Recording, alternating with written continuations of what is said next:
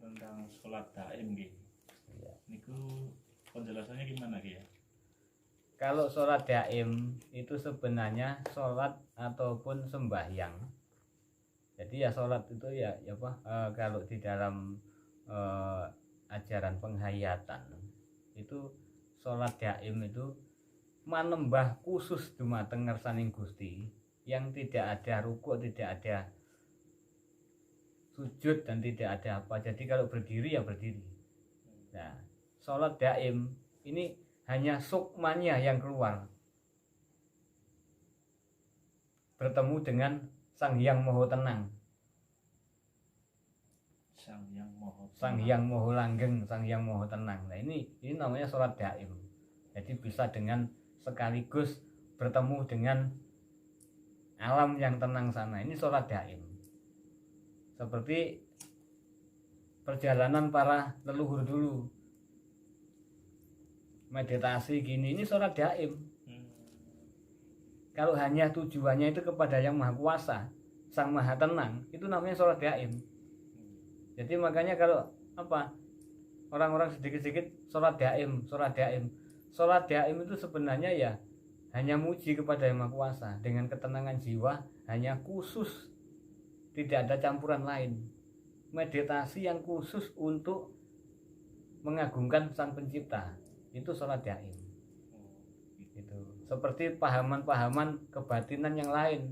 Jadi kayak Sabto Dharma, kayak Sumara, kayak ilmu sejati. Kalau sudah hening itu namanya sholat daim. Jiwanya bisa menuju ke alam yang tenang dan bisa menemukan cahaya apa, itu bisa menemukan dawu, itu sholat daim. Gitu. Jadi tidak ada unsur dari keinginan untuk bertemu.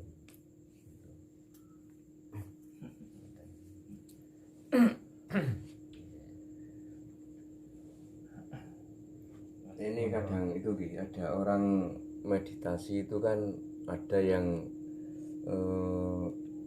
seperti merasa tubuh itu dilingkari cakra warna keemasan. Terus ada juga yang semedi itu kenanya terasa hangat. Terus itu gimana gitu penjelasannya gitu? Itu namanya mijiroso, Mas.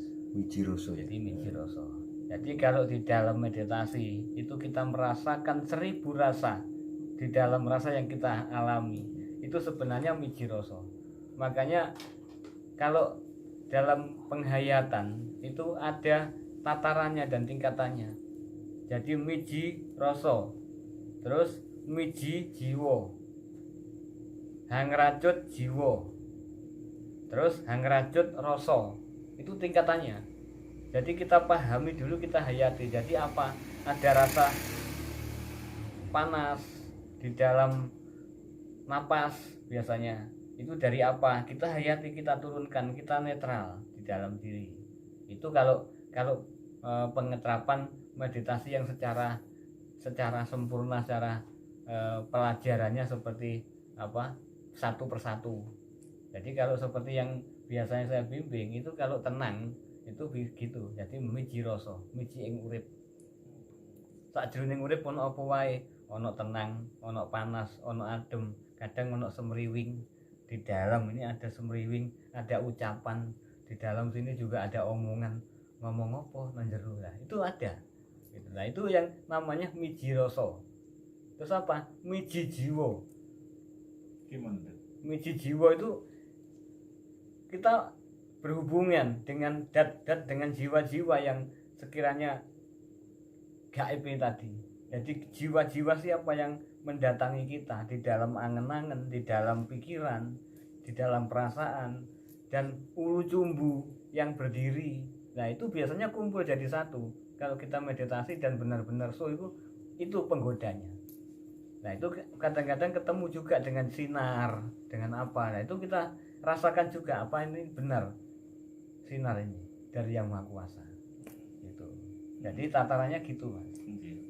Jadi setiap meditasi itu pasti merasakan dia. Pasti merasakan. Jadi ada yang mata terpejam gini, ini ada cahaya yang berkelemun nggak karuan. Nah itu caranya untuk menyatukan gimana gitu.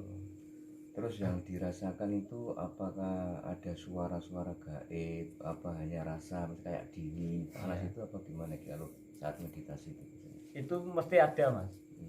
Jadi yang dirasakan itu hanya suara di sini, biasanya telinga kanan dan kiri, ataupun ada juga suara di dalam. Tuh. Terus yang membedakan suara gaib Tuhan sama suara gaib setan itu nopo ini saat meditasi ini? Secara pengkajian itu dari gaib, suara gaib yang datang itu kita harus punya filter.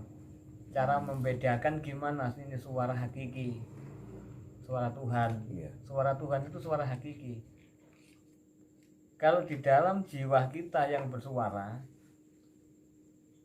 sekali, 2 kali, 3 kali itu masih ada di dalam sini, bukan di sini, bukan di dada.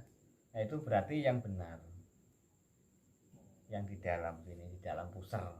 Nah, itu ada ucapan wes hu ingin, itu namanya, itu alus-alusing swara kang karoso. Nah, kalau masih di dalam, di atas dada, ini masih belum, ini hanya dari nafsu ataupun dari angen-angen. Nah, itu biasanya yang sering keluar itu yang sering terjadi dengan kekeliruan-kekeliruan serta pelencengan-pelencengan itu suara yang seperti itu masih di dada gitu. Masih di dada Masih sini di ya. dada, Berarti iya. kalau di pusar itu sudah yang sebenarnya. Oh. Gitu. Terus tahapan-tahapan ini ku apa saja nih kalau misalkan meditasi kayak tadi, kalau di pusar itu kan suara yang hak. ya, itu tahapan-tahapannya gimana kalau supaya bisa sampai ke ada suara yang ada di pusar Ada tadi di pusar. itu. Ya. Tahapannya 1, harus mencermati dan menghayati segala sesuatunya, disaring antara kanan dan kiri, sebab ini terbelah 1, 2, 3. Dan kita rasakan, kita kumpulkan semua di dalam penghayatan itu. Semua yang rasa-rasa ini dan suara ini akan hilang sendiri nanti. Angan-angan juga itu juga yang timbul di dalam penglihatan mata itu nanti akan hilang menjadi apa? Ungu. Di dalam sini ungu, di dalam mata ini ungu. Terus nggak ada lagi pandangan kecuali di dalam sini. Itu caranya untuk membedakan dan menghilangkan itu. Berarti kalau gitu tidak semua orang ya bisa sampai nyampe ke situ. Iya, betul. Jadi hanya orang-orang yang paham, yang paham aja dengan kholbu, dan itu yang dinamakan kholbu mukmin baitullah, yaitu. Jadi alus-alusing rasa kang karoso, alus-alusing micara kang hang rasa becik, itu di dalam itu. Jadi tatarannya itu. Kalau ini ke atas ini masih yang gak karu-karuan. Jadi setan kiyayang atau apa yang bersuara itu. Terus kadang itu di saat meditasi itu kan ada yang awalnya meditasi itu misalkan duduk menghadap ke kiblat. Iya. Tapi kok secara nggak sadar kayak ada yang menggeser atau membalikkan, itu memang itu benar memang apa benar adanya. Jadi saya juga pernah ngalami. Jadi waktu ketika ketika tenang, jiwa tenang dan semua tenang, itu akan digeser oleh alam. Dan lagi juga keyakinan daripada para sufi biasanya itu digeser oleh malaikat yang menjaga. Jadi setiap kita zikir, hanya berzikir kepada Tuhan dengan secara total, hadap kita ini akan diinger. gitu ya. Gitu. Nah, itu percaya dan tidak percaya itu Berarti bisa dibuktikan. Itu benar ya. Berarti Iya, ada benar. yang menggerakkan. Ada ya? yang menggerakkan. Itu secara refleks, bukan dari karep itu, Mas. Ini Oh iya. Monggo.